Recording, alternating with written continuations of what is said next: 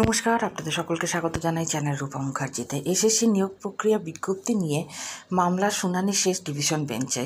আসুন জেনে নিই রাজ্যের আইনজীবী কী যুক্তি দিলেন, কার পক্ষে যেতে পারে আদালতের রায়। শুনানি পর্বে এজি বলেন, সুপ্রিম কোর্ট পুরনো নিয়োগ বাতিল করে নতুন নিয়োগ প্রক্রিয়া শুরু করতে বলেছে। শীর্ষ আদালত কোথাও বলে দেয়নি 2016 সালের নিয়োগ প্রক্রিয়া নতুন করে করতে হবে। স্কুল সার্ভিস কমিশনের নতুন নিয়োগ প্রক্রিয়ার বিজ্ঞপ্তি নিয়ে মামলার শুনানি সোমবার শেষ হয়েছে কলকাতা হাইকোর্টের ডিভিশন বেঞ্চে। সোমবারের শুনানি পর্বে রাজ্যের হয়ে সওয়াল করেন অ্যাডভোকেট জেনারেল অর্থাৎ এজি কিশোর দত্ত। এসএসসি কর্তৃপক্ষের হয়ে আইনজীবী কল্যাণ বন্দ্যোপাধ্যায়, অন্যদিকে বঞ্চিত চাকরি প্রার্থীদের হয়ে আইনজীবী হিসেবে ছিলেন অনিন্দ মিত্র এবং বিকাশ রঞ্জন ভট্টাচার্য।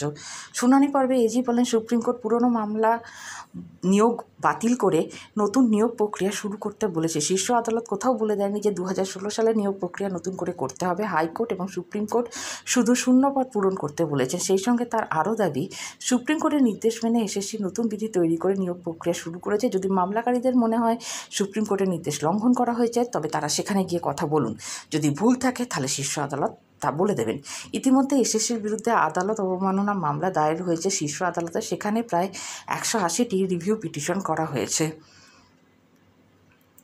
এজি তার সওয়ালে আরও বলেন, 2016 সালের নিয়োগ বিধির পরে 2019 সালের নিয়োগ বিধি তৈরি করা হয়েছিল। এখন 2025 সালের নিয়োগ বিধি। 26,000 চাকরি বাতিল 2019 সালের নিয়োগ বিধির পরবর্তীকালে এসেছিল, কিন্তু সেই বিধিকে কেউ চ্যালেঞ্জ করেনি।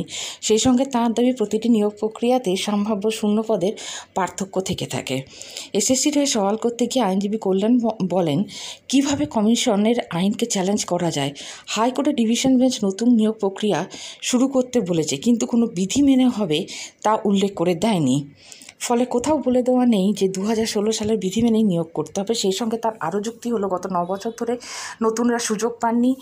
যদি আপনাদের যোগ্যতা থাকে তাহলে মামলা করছেন কেন? নিয়োগ প্রক্রিয়ায় জোর দিন। এটা চাই ওটা চাই বলে এখন কোনো কথাই সম্ভব নয়। ডিভিশন বেঞ্চে সওয়াল করতে গিয়ে বঞ্চিত চাকরি প্রার্থীদের তরফে অনিন্দ বলেন, বিধি সংশোধন করবে কি না সেটা এসএসসির বিষয়।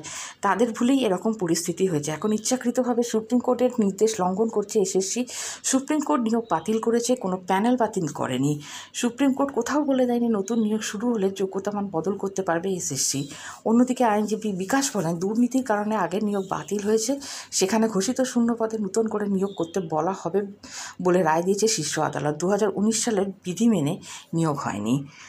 আমরা চোখ রাখবো ভবিষ্যতে এই কেসের উপরে কী রায় বেরোয় সেটা জানার জন্য।